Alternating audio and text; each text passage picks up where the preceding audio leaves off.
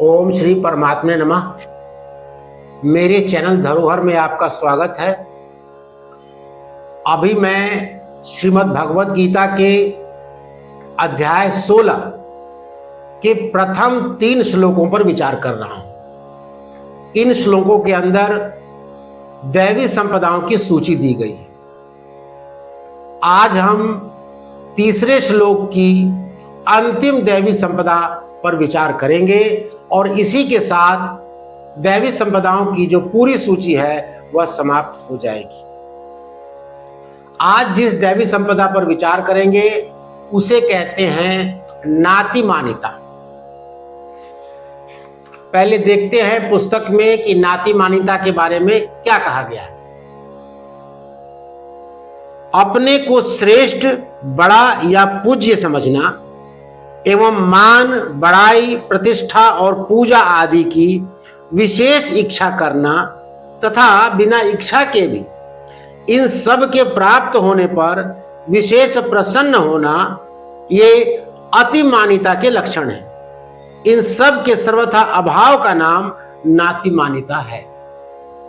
अर्थात अपने आप को श्रेष्ठ समझना, पूजनीय समझना, सम्मान की इच्छा रखना, ये अतिमानिता है।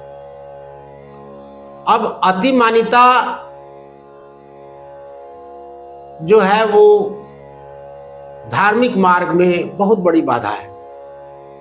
जो सिद्ध योगी हैं, जो मोक्ष के द्वार पर खड़े रहते हैं, उनको भी अतिमानिता परेशान करती है। उनके लिए भी ये जो यश प्राप्ति की इच्छा है, पूज्यता का जो अभिमान है, वह अंतिम बाधा है जो मोक्ष के रास्ते में उनको रोकता है। बड़े बड़े सिद्ध योगी भी ये पाते हैं कि यश प्राप्ति की इच्छा नहीं जा रही है। नाम, रूप, उपलब्धि, इन सब का त्याग किए बगैर इंसान मोक्ष को प्राप्त नहीं कर सकता। इंसान की जो इच्छा है कि वो लोगों में जाना जाए, उसकी दुनिया में डंका बजे, या उसके आध्यात्मिक विकास में निश्चित ही बाधक है।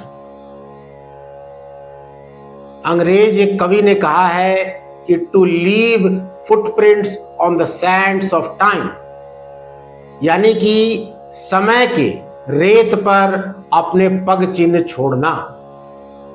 ये बहुतों की इच्छा है कि समय के रेत पर अपने पग चिन्ह छोड़कर जाएं। हालांकि अगर उन्होंने रेतों को देखा होगा तो ये बात को समझ जाएंगे कि वो पग चिन्ह रेत पर ज्यादा देर नहीं टिकते।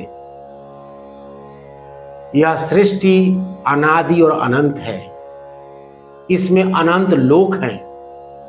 अब तो विज्ञान भी ये मानने लगा है कि यूनिवर्स नहीं मल्टीवर्स है, यानी अनंत लोक है। न कोई इसका आदि है न कोई अंत है। जो आदि और अंत मालूम पड़ता है वह भी एक भ्रम ही है। गुरु नानक जी ने जपजी साहब में लिखा है कि उन्होंने अनंत लोकों को देखा।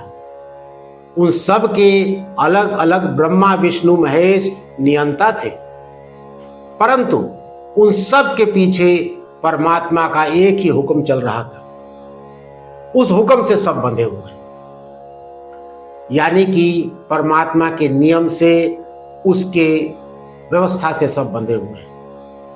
कोई व्यक्ति समझता है कि उसने कोई बड़ी उपलब्धि कर ली या कि वो अब बड़े सम्मान का योग्य हो गया, तो वो भ्रम में जी रहा है।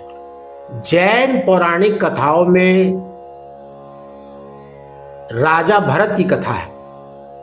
ये राजा भरत वही हैं जिनके नाम पर देश का नाम भारत पड़ा है। राजा भरत भगवान ऋषभ देव के पुत्र थे और उन्होंने अपने पराक्रम और शौर्य से पूरी पृथ्वी के 6 खंडों को जीत लिया था और तब वे बन गए चक्रवर्ती सम्राट। तब उनके मन में यह प्रश्न उठा कि क्यों न मैं अपना नाम वृषभाचल पर्वत पर लिखवा दूं। क्योंकि मेरे से पहले भी जो महान बादशाह राजा हुए हैं, उन्होंने वहां अपना नाम खुदवाया है। जब उन्होंने वहां सेवकों को भेजा तो सेवकों ने आकर कहा कि राजन, वहां तो एक भी नाम लिखने की जगह नहीं है, और पीछे जितने चक्रवर्ती सम्राट हुए थे उनकी संख्या इतनी अधिक थी कि अब जितने चक्रवर्ती सम्राट हो रहे हैं वो पुराने नामों को मिटाकर अपने नाम उनके ऊपर लिख रहे हैं। तो अगर आपका नाम लिखना है तो किसी और सम्राट के नाम को मिटा करके ही लिखा जा सकता है। इससे राजा भरत को बहुत धक्का लगा, उनके ज्ञान चक्षु खुले, वो इस बात को समझे कि जो भी मैंने किया है ये कोई बहुत बड़ी बात नहीं है, ये पहले हजारों बार हो चुका है और आगे भी होता रहेगा। ऐसा जानकर उन्होंने आध्यात्मिक मार्ग को चुना और ज्ञान की रास्ते पर आगे बढ़े। हर व्यक्ति, जो भी आज एक व्यक्ति है, अगर वो समझता है कि उसने कोई बड़ी उपलब्धि हासिल कर ली है, कोई वो बड़ी चीज पर पहुंच गया है, तो उसको इतना ही समझना चाहिए कि इस दुनिया में अभी 9 अरब लोग हैं, उनमें कोई एक ही वह है। जिस दिन उसके मन से यह भ्रम जाता रहता है कि उसने कोई बड़ी उपलब्धि हासिल कर ली है या करने वाला है, वह ईश्वर के मार्ग के उपयुक्त बनता है। ये जो यश प्राप्ति की इच्छा है, वह उसके मार्ग में आध्यात्मिक उन्नति में निश्चित ही बाधा है। मुझे उम्मीद है आपने मेरी बात को किसी हद तक समझा होगा। कोई प्रश्न हो तो कमेंट बॉक्स में कमेंट करेंगे। धन्यवाद।